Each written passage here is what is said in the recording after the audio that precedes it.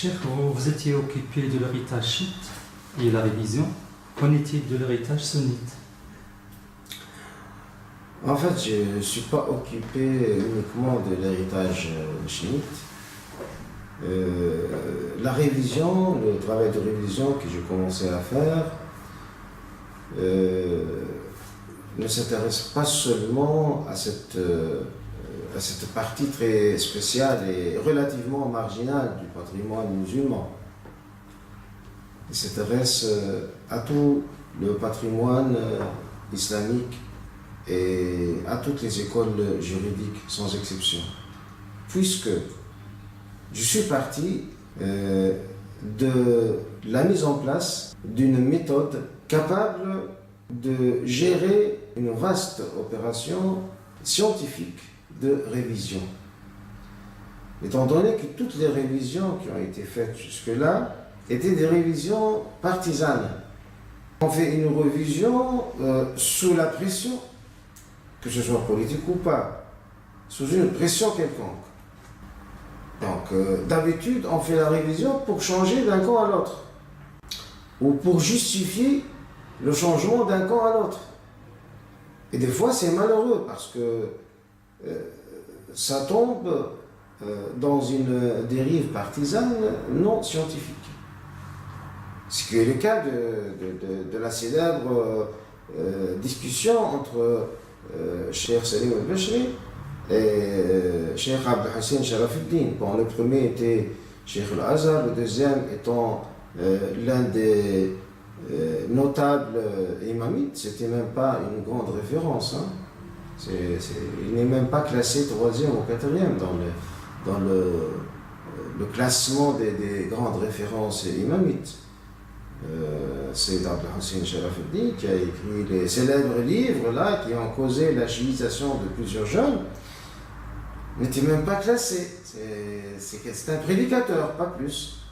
Et donc c'est un grand polémiqueur. Et voilà, la révision, la célèbre révision, appelée Al-Muraja'at, le grand livre là, qui a circulé partout et qui a été connu par un instrument de base dans la vague de chiitisation. Quand on le lit d'une façon scientifique, on découvre qu'il est basé de bout en bout sur des sophismes. Moralatat. Et il est basé, la logique de son discours est basée sur un principe, c'est-à-dire pécher dans le marécage de l'ignorance. Alors là, j'utilise le mot ignorance avec prudence, parce qu'il s'agit de Cheikh Salim al-Bashri. Quand même, c'est une grande personnalité sunnite, mais tout est relatif. Quand on est prisonnier d'un héritage qu'on refuse de réviser, on devient en position de faiblesse, effectivement. Et c'est ce qui est arrivé à Salim al-Bashri.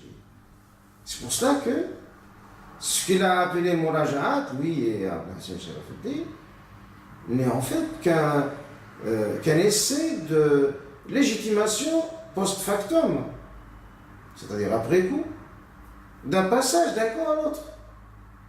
Et ce passage-là a été dicté par quoi? Par un constat. C'est que l'héritage en matière de hadith, l'héritage sunnite en matière de hadith,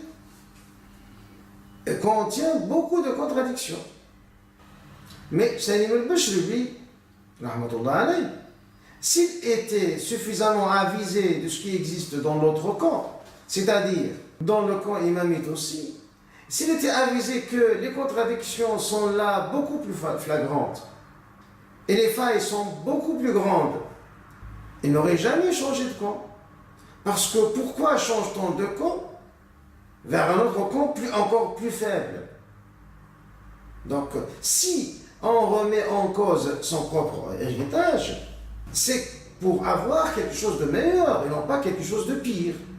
Ce qui s'est passé pour Salim al-Bashri et pour tous ceux qui ont changé de camp, croyant que leur héritage sunnite est en position de faiblesse. Parce qu'ils ignorent que l'autre côté, c'est encore pire. Donc, ce qui m'a interpellé depuis ma jeunesse, parce que le livre Muraja'at, je l'ai tenu en main à 19 ans déjà.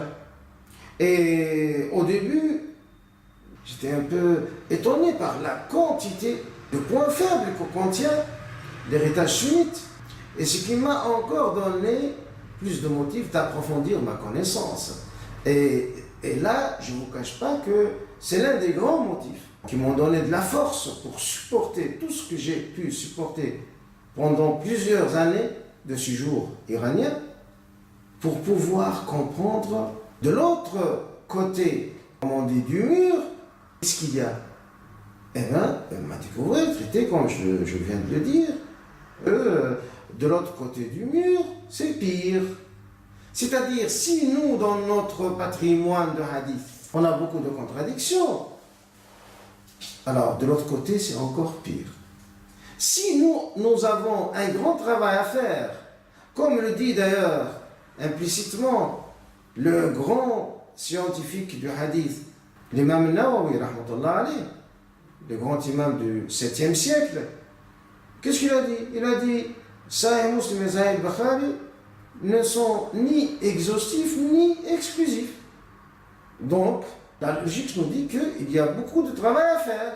C'est-à-dire, il y a beaucoup de hadiths qu'il faut éliminer, il y a d'autres hadiths qui ne sont pas là, qu'il faut les ajouter. Donc, c'est le résultat auquel est parvenu depuis le 7e siècle, l'imam Nawawi. Et pourquoi personne ne l'a fait jusqu'à maintenant? Voilà, c'est la décadence. Entre-temps, la décadence a frappé le monde musulman. On est passé, au lieu de la révision qui serait imposée par ce constat que l'imam Nawawi avait fait, au lieu de faire la révision, qu'est-ce qu'on a fait? On a commencé ce qu'on appelle l'apologie.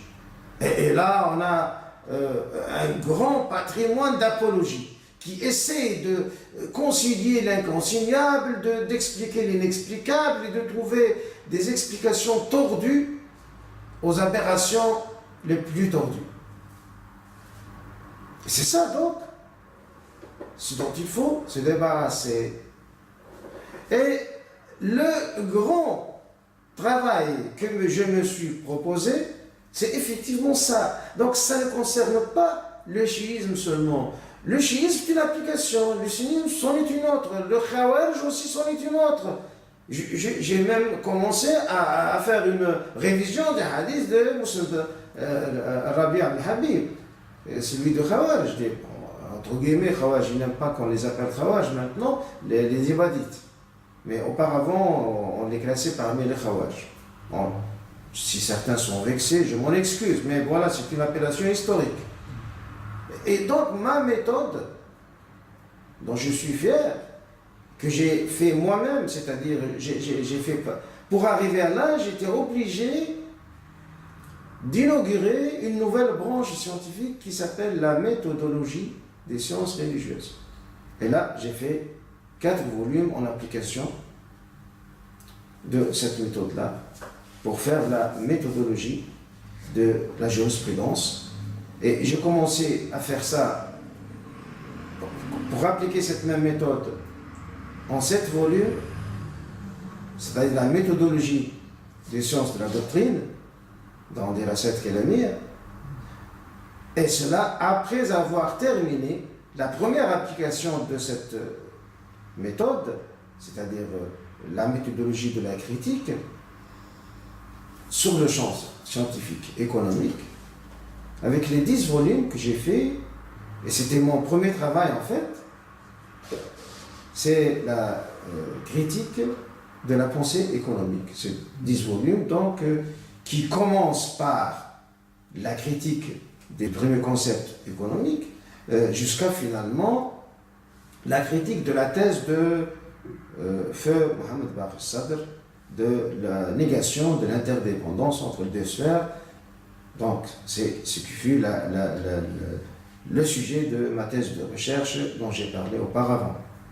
Donc, voyez-vous, mon travail essentiel, c'est un travail de révision. Pour arriver là, j'ai fait cette, entre parenthèses, essai de rénovation de la méthode scientifique appliquée à plusieurs champs. Et le dernier champ d'application, c'était le champ de sciences des hadiths. Et là, j'ai commencé le travail parallèlement sur les deux camps. C'est-à-dire, Je le fais en parallèle concernant le patrimoine du hadith sunnite et le patrimoine du hadith chiite.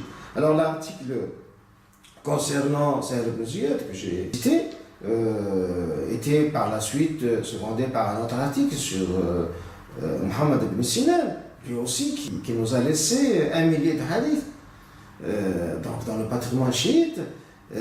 Et pour le travail du patrimoine sunnite, j'ai commencé le travail, bien sûr. Ce n'est pas un travail que je pourrais éventuellement terminer, mais une fois la méthode connue, il y aura certainement d'autres gens qui pourront terminer ce travail.